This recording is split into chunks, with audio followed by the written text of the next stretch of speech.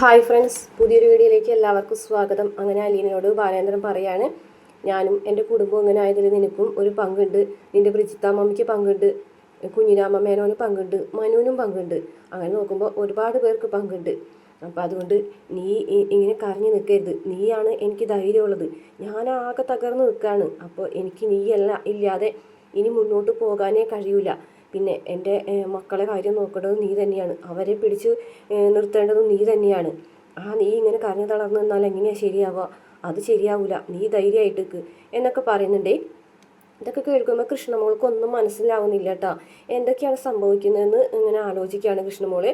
അത് കഴിഞ്ഞ ശേഷം ബാലേന്ദ്രൻ കൃഷ്ണയുടെ അടുത്തേക്ക് ചെല്ലുകയാണ്. എന്നിട്ട് കൃഷ്ണയുടെ അടുത്ത് ഇരുന്നിട്ട് പറയുകയാണ്, ഇപ്പോഴാണ് ഞാനൊരു കാര്യം ശ്രദ്ധിച്ചത്. നിങ്ങൾ രണ്ടുപേരും പരസ്പരം അങ്ങോട്ടും ഇങ്ങോട്ടും മിണ്ടുന്നില്ല.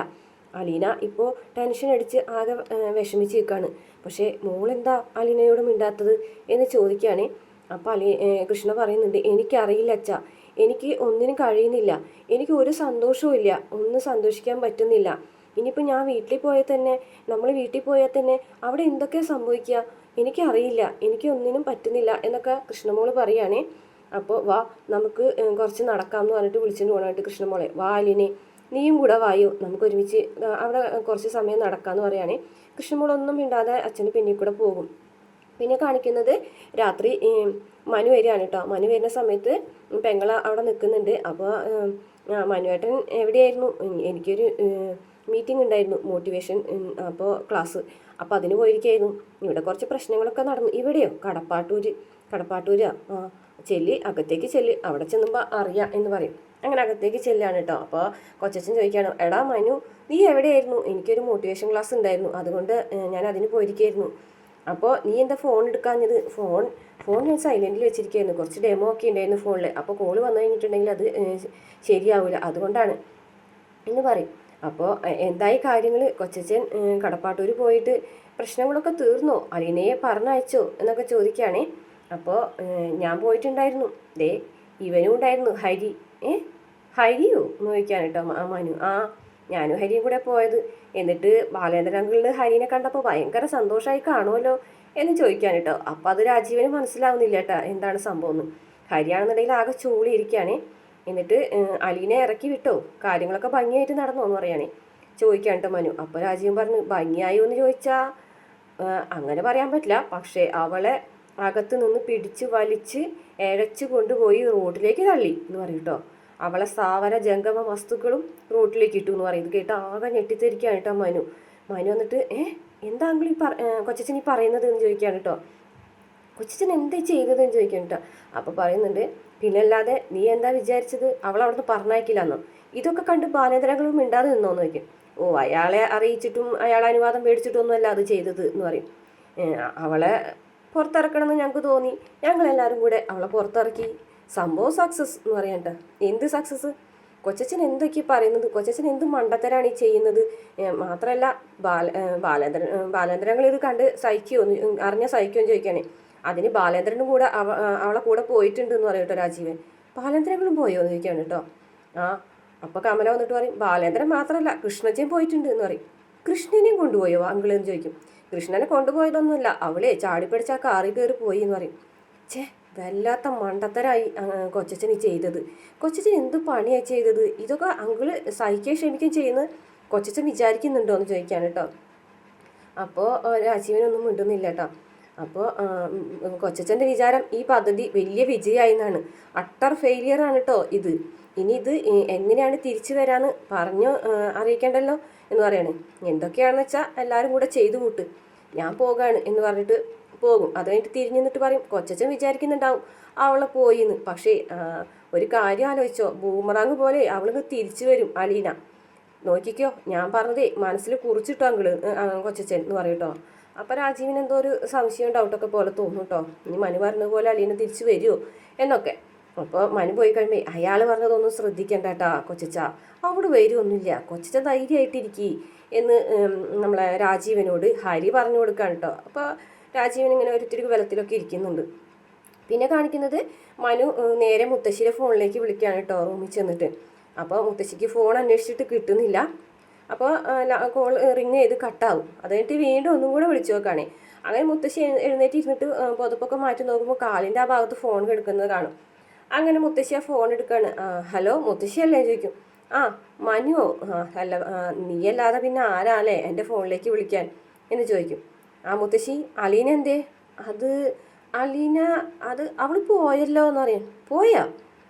ഞാൻ വന്നപ്പോൾ അവൾ പോണില്ല എന്നല്ലേ പറഞ്ഞത്? ആ പോണില്ല എന്ന് പറഞ്ഞു, പക്ഷെ എന്നിട്ട് പോയല്ലോ. എങ്ങനെ പോയി എന്ന് ചോദിക്കും കേട്ടോ. അത് അത് രാജീവിനൊക്കെ വന്നിട്ട് അവളെ പറഞ്ഞയച്ചതാണോ? വലിച്ചഴിച്ച് കൊണ്ടുപോയി റോട്ടിൽ തള്ളിയതല്ലേ എന്ന് ചോദിക്കാം കേട്ടോ. അത് അത് പിന്നെ മോനെ എന്ന് പറയും കേട്ടോ. അപ്പോൾ മുത്തശ്ശി എന്തായി പറയുന്നത്? എന്തൊക്കെയാണ് ഇവർ ചെയ്തു വെച്ചിരിക്കുന്നത്? വല്ല ബോധമുണ്ടോ എന്ന് ചോദിക്കാം കേട്ടോ. ഇതൊക്കെ ഏത് രീതിയിലായിത്തീരുന്നു? മുത്തശ്ശിക്ക് വല്ല നിശ്ചയമുണ്ടോ എന്നൊക്കെ ചോദിക്കും. മനു, ഞാൻ എന്ത് ചെയ്യാനാണ്? അവർ പിടിച്ചു വലിച്ച് പുറത്തേക്ക് ആക്കി എന്നൊക്കെ പറയുന്നുണ്ട്. ഞാനിവിടെ കെടുക്കല്ലേ? അത് ശരിയാ, മുത്തശ്ശിക്ക് അവിടെ കിടന്നാൽ മതിയല്ലോ, വേറെ ഒന്നും അന്വേഷിക്കണ്ടില്ല. ആ ഫോണെങ്കിലും മുത്തശ്ശിക്ക് അവൾക്ക് കൊടുത്തു പോടായിരുന്നില്ല. അയ്യോ, ഈ ഫോൺ നീ എനിക്ക് മേടിച്ചെന്നല്ലേ? ആയിക്കോട്ടെ, അത് അവൾക്ക് കൊടുത്തു വിട്ട് കഴിഞ്ഞിട്ടുണ്ടെങ്കിൽ നമുക്ക് വിവരങ്ങൾ അറിയാലോ. മുത്തശ്ശിക്ക് ഞാൻ വേറെ ഫോൺ മേടിച്ചതല്ലേ. ഓ, ഞാൻ അതൊന്നും ഒന്നും ഓർക്കണ്ട എന്ന് പറഞ്ഞിട്ട് ശരി എന്നാന്ന് പറഞ്ഞിട്ട് ഫോൺ കട്ട് ചെയ്യാണ്. അതിന് ശേഷം ആകെ ടെൻഷൻ അടിച്ചിട്ട് നിൽക്കുകയാണ് കേട്ടോ മനു. എന്ത് ചെയ്യും? അലീനെ ഇനി എവിടെ ചെന്ന് അന്വേഷിക്കുന്നൊക്കെ ഇങ്ങനെ ആലോചിക്കുകയാണ്. പിന്നീട് കാണിക്കുന്നത് മുത്തശ്ശിയുടെ റൂമിലേക്ക് വൈജയന്തി വരികയാണ് കേട്ടോ. അപ്പോൾ മുത്തശ്ശി ചോദിക്കുകയാണ്, ബാലേന്ദ്രൻ വന്നോ? ഇല്ല, വന്നിട്ടില്ല. കൃഷ്ണമോള് ബാലേന്ദ്രൻ കൂടെ അല്ലേ പോയിരിക്കുന്നത് എന്ന് പറയട്ടോ. നീ എന്ത് വീട്ടിത്തരൊക്കെയാണ് ഈ കാണിക്കുന്നതെന്ന് വല്ല നിശ്ചയമുണ്ടോ എന്ന് പറയും. അതിപ്പോൾ ഞാൻ എന്ത് ചെയ്യാനാണ്? പോയിട്ടുണ്ടെങ്കിൽ എവിടം വരെ പോകും? എറണാകുളം വരെ. അത്ര വരെ അല്ലേ പോകുള്ളൂ. എറണാകുളത്തോട്ടല്ലേ അവൾ കെട്ടിയെന്ന് വിളിക്കുന്നത്. അവളെ കാണാൻ വേണ്ടി പോയതായിരിക്കും എന്ന് പറയാണ്. ഓ അങ്ങനെ പറയട്ടെ. അതെ, ഇതൊന്നും നല്ല രീതിയിൽ തീരുന്നു എനിക്ക് തോന്നുന്നില്ല. നിന്റെ മോളും കൂടിയാണ് പോയിരിക്കുന്നത്. മോള് പോയിരിക്കുന്നതേ അവളുടെ അച്ഛൻ്റെ കൂടെ അല്ലേ? കുഴപ്പമില്ല, തിരിച്ചു വന്നോളൂ എന്ന് പറയാണ് കേട്ടോ. എടി, ബാലേന്ദ്രനെ ഒരു കാര്യം പറഞ്ഞിട്ടുണ്ടായിരുന്നു. അലീനയെ നിങ്ങൾ എന്ന് ഇറക്കി വിടുന്നു അന്ന് അവൻ ഈ വീട്ടിൽ നിന്ന് ഇറങ്ങി പോകുന്നു. എന്നിട്ട് ഇപ്പം അതുപോലെ തന്നെ സംഭവിച്ചില്ലേ? നീ നോക്കിക്കോ, അവളെയും കൊണ്ട് അവൻ തിരിച്ചു വരും. പിന്നെ ഗേറ്റ് ഞാൻ പൂട്ടിയിടും എന്ന് പറഞ്ഞു. അവൻ്റെ വീടിൻ്റെ ഗേറ്റ് നീ എന്തിനാടി പൂട്ടിയിടുന്നത്? നിനക്ക് എന്ത് അവകാശമുണ്ട് അതിൽ പൂട്ടിയിടാനായിട്ട്? അവന് ഇഷ്ടം പോലെ കാശുണ്ട്, ജ്വല്ലറി ഉണ്ട്, തുണിക്കടയുണ്ട്. അവന് ജീവിക്കാനാണോ പണി എന്ന് പറയട്ടെ. ഞാനും ജീവിക്കും എന്ന് പറയാം. നിന്നെ ബാലേന്ദ്രൻ ഇനി ഉപേക്ഷിച്ചാലോ?